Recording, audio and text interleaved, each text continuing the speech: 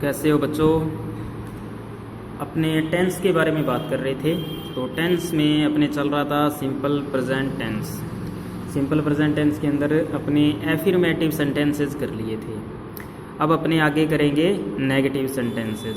तो सबसे पहले अपने को पता होना चाहिए नेगेटिव सेंटेंसेस क्या होते हैं। वो वाक्य है जिसके अंदर नोट का प्रयोग किया जाता है या जिस वाक्य में नोट लगा हो उसे नेगेटिव वाक्य कहते हैं। तो नेगेटिव वाक्य का स्ट्रक्चर सबसे पहले अपने ध्यान देते हैं। स्ट्रक्चर रहेगा जी अपना subject plus do does plus note plus verb की फर्स्ट फॉर्म प्लस ऑब्जेक्ट। तो अपने जो एफर्मेटिव था उसमें क्या था भी सब्जेक्ट प्लस वर्ब की फर्स्ट फॉर्म एस या ई एस प्लस ऑब्जेक्ट था। तो इसमें क्या होगा अभी अपने नोट लगाने के लिए हेल्पिंग वर्ब की आवश्यकता होती है। तो इसलिए इसमें इस वाक्य के अंदर हेल्पिंग वर्ब न होने की वजह से अपने डू डज का प्रयोग करते हैं। तो इसका एग्जाम्पल देखें भाई। Ram does not kill a snake. अब देखो जी डू डज लगाने के नियम। अब अपने को पता चल गया भी इसमें डू डज है। जैसे कि अपने एफर्मेटिव सेंटेंस के अंदर एस या ई एस लगाने का जो नियम था उसी के आधार पर डू डज लगाने का नियम होता है। तो सबसे पहले आप देखो नियम नंबर 1। अब इसमें आपको देखना पड़ेगा वाक्य का सब्जेक्ट। जैसे एस या ई एस लगाने के लिए भी अपने को वाक्य का सब्जेक्ट देखना पड़ा था उसी प्रकार।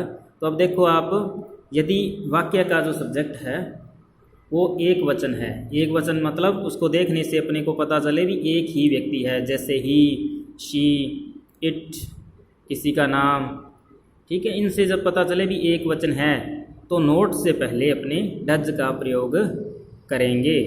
अब देखो एग्जाम्पल देखें। Ram does not go to school. Ram school नहीं जाता है। तो अब इसमें राम हो सकता है या ही भी हो सकता था। He does not, she does not, इनमें से अपने कुछ भी लगा सकते थे क्योंकि ये सारे के सारे क्या हैं, एक वचन हैं। इसलिए अपने डज का प्रयोग करेंगे। अब देखो जी आगे, यदि वाक्य का सब्जेक्ट आई, वी, यू, दे वह बहुवचन है तो अपने नोट से पहले किसका प्रयोग करेंगे, डू का प्रयोग करेंगे। एग्जाम्पल देखें आप। I do not go to school. अब आपको इतना ध्यान रखना है भी जैसे एस या ई एस लगाने का नियम था। अब उस नियम को आप ध्यान से दोबारा देखोगे। जिन सब्जेक्ट के साथ में एस या ई एस लगा था उन सब्जेक्ट के साथ में अपने डज लगाना है। और जिन सब्जेक्ट के साथ में एस या ई एस का प्रयोग अपने नहीं किया था यानी एस या ई एस को वर्ब के साथ में अपने नहीं लगाया था तो उन्हीं सब्जेक्ट के हैं, अगर वो सब्जेक्ट वाक्य के अंदर आ रहे हैं तो अपने को डू का प्रयोग करना है। अब देखो जी आगे इंटेरोगेटिव सेंटेंसेस। अब देखें इंटेरोगेटिव सेंटेंसेस क्या होते हैं भाई। इंटेरोगेटिव सेंटेंसेस वो होते हैं जिनमें कोई प्रश्न पूछा जाता है। या सीधी सी बात अपने देखें तो जिन वाक्यों के अंत में क्वेश्चन मार्क चिन्ह होगा वो इंटेरोगेटिव सेंटेंसेस के अंतर्गत आते हैं। तो अपने टेंस में जब इंटेरोगेटिव सेंटेंसेस करते हैं तो इसमें क्या होता है, जो वाक्य की वर्ब होती है, हेल्पिंग वर्ब जो वाक्य की हेल्पिंग वर्ब होती है उसे सब्जेक्ट से पहले ले आते हैं और वाक्य को इंटेरोगेटिव कर देते हैं। तो इसका आप अपने स्ट्रक्चर देखें। इसका स्ट्रक्चर रहेगा जी do does plus subject plus verb की फर्स्ट फॉर्म प्लस ऑब्जेक्ट।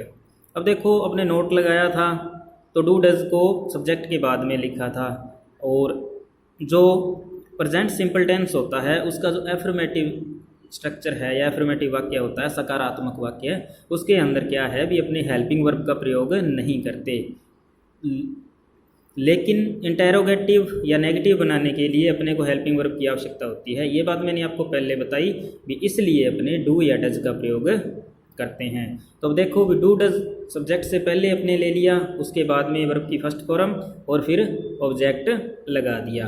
अब डू डज का वही नियम रहेगा जो पीछे आपको नेगेटिव वाक्य के अंतर्गत बता दिया। अब देखिए आप इसका एक एग्जाम्पल। इसका example, do you know about him, do you know about him, और अंत में क्वेश्चन मार्क चिन्ह, क्वेश्चन मार्क चिन्ह जरूर लगाना है आपको।